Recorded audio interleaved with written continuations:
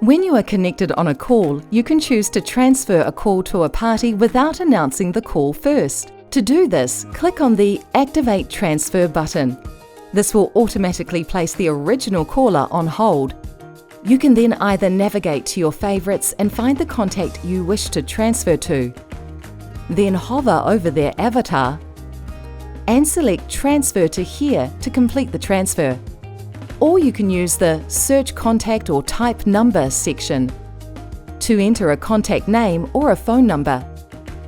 And then hover and click on Transfer to Here to complete the transfer. You will see the calls disappear from your softphone and the two parties will be connected.